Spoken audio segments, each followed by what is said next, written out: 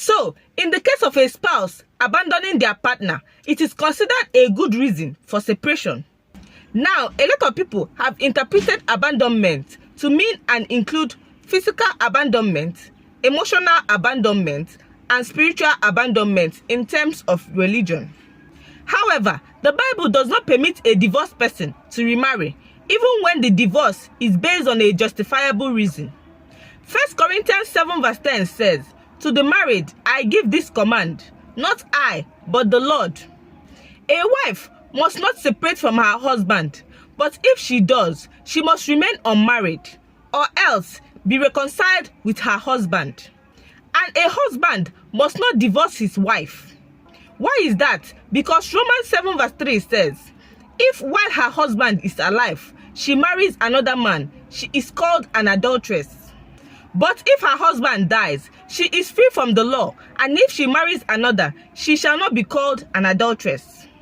1 Corinthians 7 verse 39 says, "A wife is bound to her husband as long as he lives, but when he dies, she is free to marry another."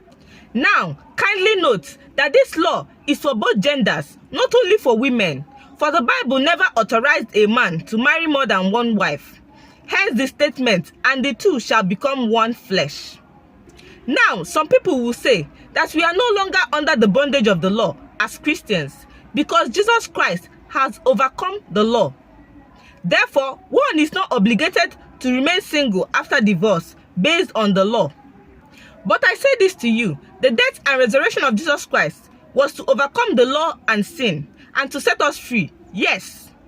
But the freedom from the law and sin does not give us a license to continue living in sin.